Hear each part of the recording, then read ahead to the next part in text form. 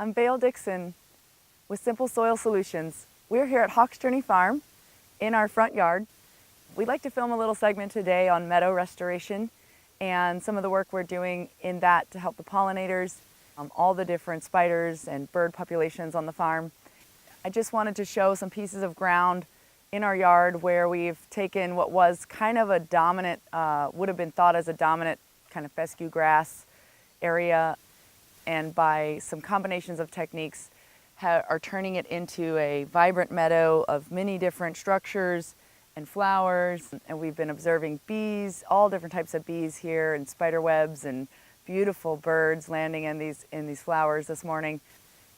This area here was pretty much just a fescue area along the driveway going up to the main building on the farm. People have parked on it and whatnot. You know, it's not been treated very well. Maybe a couple times a year we'll let the animals into our yard and along the driveway to graze, and they eat and lie down, and they've, with their hooves a little bit, disturbed the natural soil so that some of these, what most people would call weeds, but some of them are actually beneficial forage species, are coming up. To see the different complexities of texture and structure and functions that's happening from a spider web here on my left. There are tons of spider webs in the grasses, and these plants are waving their antenna with lots of water drops and dewdrops on the plants. They're capturing water in very unique ways, and if you pay attention, it's very beautiful and interesting to watch the water, how each plant collects it differently. It's been, you know, upper 90s to 100 degrees here, and we haven't had rain for over 2 weeks, and it's been very hot, and these plants are capturing the dew every morning, so the soil feels moist because of the structure. Now, if we'd have mowed this, our land and our soil would be losing its function. We'd be losing our ability to filter water or sequester carbon from the air, or provide minerals to the plants. We were just filming the milkweed and how beautiful the flower pods are when they're developing, and I don't know if you've ever smelled it, but I was explaining it as when you're walking through the field and you wonder what this scent from heaven is, and it's the milkweed blooming. So if you haven't been around milkweed blooming and smelled that, it's definitely a treat, and it's amazing to have it around your property for the butterflies and the pollinators. You know, this is just one little patch. We've got some Queen Anne's lace behind us, and if you look at the different structures, some of the flowers, like this chicory flower or cornflower here, I'm just going to pick one of them, is very more flat, and actually some of its inner structures look a little more long and tubular, but you've got the very flat flowers like this Queen Anne's lace. Basically you've got between this type of brassica type plant and the white Queen Anne's lace flower and the purple flower, you've got lots of different structures of flowers. Each pollinator has a different type proboscis or nose, and you want to have a variety of flower shapes. The ones like the white ones are pretty available. It's called a generalist nectary. So they're available to a lot of different pollinators because the flowers are not very deep.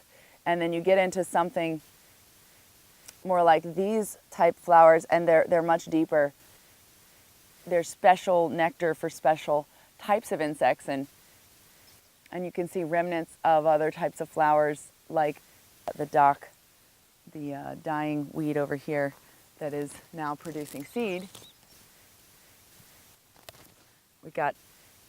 These were a different type of flower here, and you know, we're not concerned about the weeds producing seed. Number one, because we have a lot of diversity of grasses, and number two, because we value, like this weed here, we value the diversity. There's no one weed taking over in a dominant situation. We also value the functions of the weeds, of what they're doing to help break the compaction and heal this soil.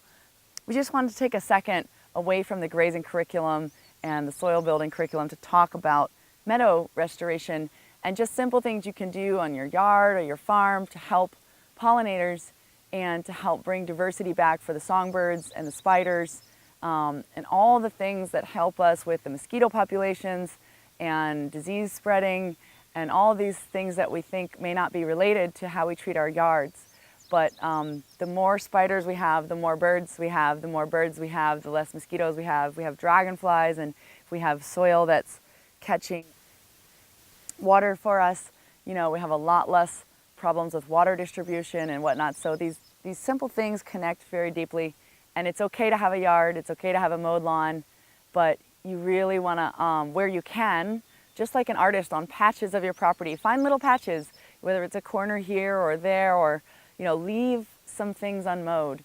And the more I've done that, man, the more I just love walking outside in the mornings or in the evenings, and it's a spectacular array of beautiful show, and it seems like it's not just for me, but I'm part of it, and I can appreciate it along with all the insects and everything. And I feel like, wow, when I mowed our lawn, I never knew that this was possible, and I never knew I would actually receive such deep joy from walking around in weeds because I always had viewed them as a nuisance, and I never appreciated their beauty or their function. So here's to the weeds and the pollinators and the spiders and all the little ants and macroinvertebrates and microbes that we're creating here in our community on the farm.